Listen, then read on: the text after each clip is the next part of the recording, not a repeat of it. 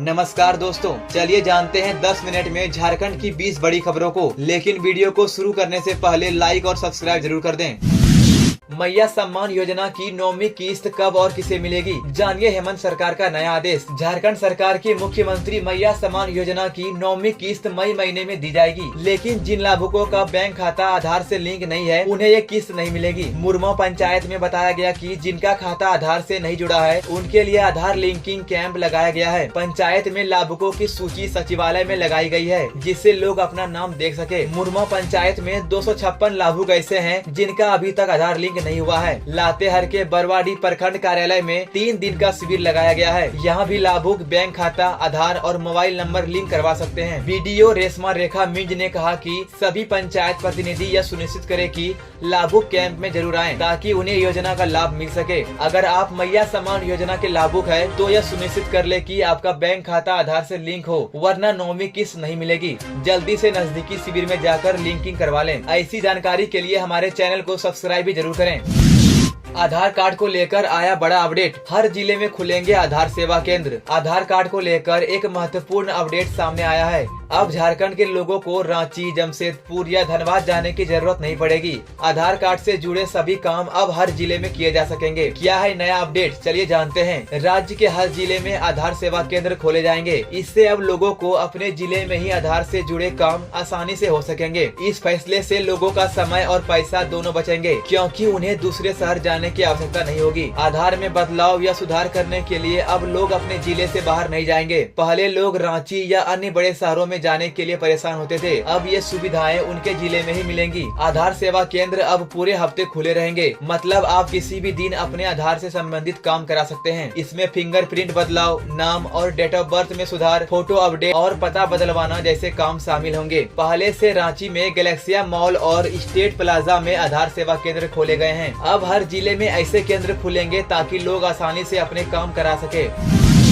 झारखंड में बारिश और ओलावृष्टि का कहर, 20 जिलों में अलर्ट जारी। झारखंड में एक बार फिर मौसम का मिजाज बदल गया है। राज्य के कई हिस्सों में तेज हवा, बारिश, ओलावृष्टि और वज्रपात हो रहा है। इसका कारण है एक साइक्लोनिक सर्कुलेशन जो राजस्थान से होते हुए झारखंड और बंगाल तक पहुंच गया है। इस कारण मौसम विभाग ने राज्य के 20 जिलों में येलो अलर्ट जारी किया है। रविवार को भी कई जिलों में तेज बारिश, ओलावृष्टि और बिजली गिरने की आशंका है। हवा की रफ्तार 40 से 50 किलोमीटर प्रति घंटा तक हो सकती है। बोकारो में ओलावृष्टि से फसल को काफी नुकसान हुआ है। कोडरमा में वज्रपात से सौरभ कुमार की मौत हो गई है। परिजनों को 4 लाख का मुआवजा दिया गया है। हजारीबाग में 2 और लोगों की वज्रपात से मौत हो गई है। हेमंत सरकार की नई सौगात, अब देश के नामी अस्पतालों में मिलेगा इलाज का फायदा। झारखंड सरकार ने राज्य के सरकारी कर्मचारियों को एक और राहत दी है। अब हेल्थ बीमा योजना के तहत देश और राज्य के कई बड़े अस्पतालों में इलाज की सुविधा मिलेगी। पहले कई बड़े अस्पताल इस योजना में शामिल नहीं थे, जिससे कर्मचारियों को इलाज में परेशानी होती थी। अब गुड़गांव का वेदांता अस्पताल और रांची का राम प्यारी ऑर्थो सुपर स्पेशलिटी हॉस्पिटल भी इस योजना में शामिल हो गए हैं। इससे कर्मचारियों को बेहतर इलाज मिलेगा। इस योजना को चलाने वाले कंपनी टाटा AIG शुरू में बड़े अस्पतालों को शामिल नहीं कर पाई थी। इसके लिए सरकार ने कंपनी पर जुर्माना भी लगाया था। अब कंपनी ने सुधार करते हुए कई अच्छे अस्पतालों को सूची में जोड़ दिया है। ऐसे परिवारों को फिलहाल योजना का पूरा फायदा नहीं मिल पा रहा है। इस पर अपर मुख्य सचिव अजय कुमार सिंह ने कहा है कि यह मामला सरकार के संज्ञान में है और जल्दी समाधान किया जाएगा। झारखंड के सरकारी कर्मचारियों के लिए यह एक बड़ी राहत है। अब उन्हें बेहतर इलाज के लिए दूसरे राज्य या महंगे अस्पतालों में जाने में परेशानी नहीं होगी, क्योंकि ये अस्पताल अब बीमा योजना में शामिल हो चुके हैं।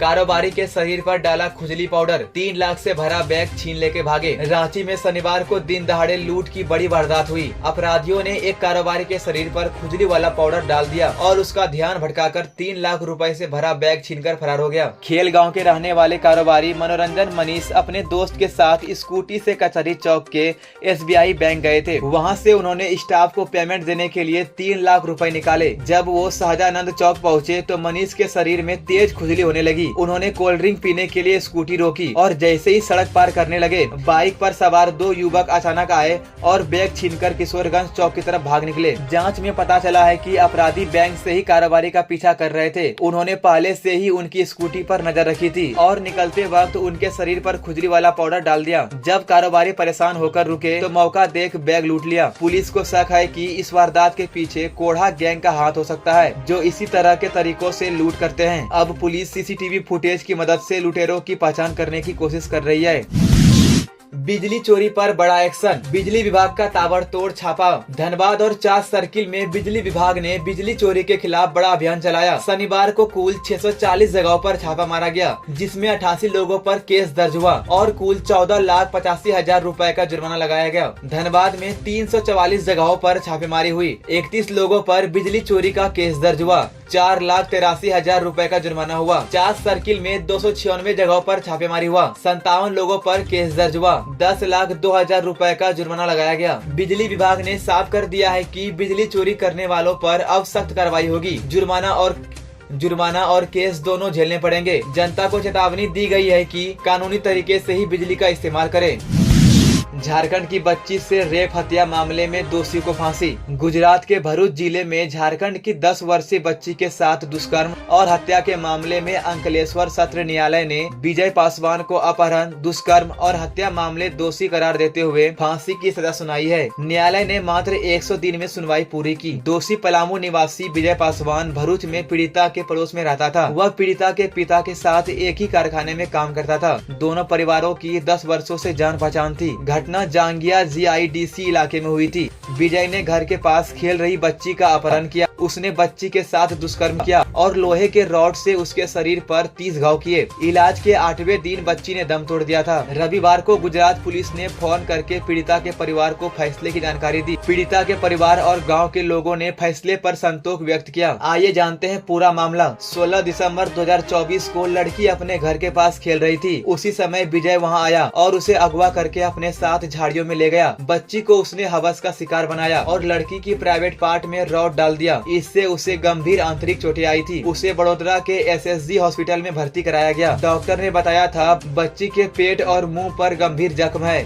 स्थिति नाजुक है। हम अपने कैरियर में ऐसा केस नहीं देखा था। पीड़ित बच्ची बार बार कह रही थी कि पड़ोस में रहने वाले विजय ने पहले उसे पत्थर मारा, चाकू मारा, फिर गलत काम किया। पीड़िता के माता पिता मजदूरी करती है। वो लोग भी पलामू के पांकी के रहने वाले हैं। इधर हैवानियत की घटना सामने आने के बाद CM हेमंत सोरेन के निर्देश पर ग्रामीण विकास मंत्री दीपिका पांडे सिंह भरूच पहुंची थी और पीड़ित बच्ची और उसके परिवार से मुलाकात की थी। झारखंड सरकार ने लड़की के परिवार को 4 लाख की सहायता राशि दी थी। बच्ची को 16 दिसंबर को बड़ोदरा के SSG अस्पताल में रेफर किया गया था। इंटरनल पार्ट्स में गंभीर चोट लगी थी। उसकी 3 सर्जरी भी की गई थी। 23 दिसंबर को इलाज के दौरान 3 घंटे में पीड़िता को 2 बार कार्डियक अरेस्ट हुआ, जिससे उसकी मौत हो गई। नाबालिग पीड़िता के पिता ने बताया था बेटी के साथ दुष्कर्म करने वाले से 10 वर्षों से जान पहचान है। दोनों गुजरात में एक साथ सरिया सेटिंग का काम करते हैं। 6 महीने पहले ही उसने अपनी पत्नी और बेटी को गाँव से गुजरात बुलाया था। यहाँ आने के बाद उसकी पत्नी भी मजदूरी करने लगी थी। घर पर बेटी अकेले थी। सोमवार देर शाम जब पत्नी लौटी तो बेटी को घर में नहीं पाया। खोजने पर बेटी झाड़ी में मिली। उसने बताया कि उसके साथ गलत काम किया गया है। विजय ने 1 महीने पहले भी बच्ची के साथ रेप किया था। बच्ची विजय पासवान को DVD बुढ़ा कहकर बुलाती थी।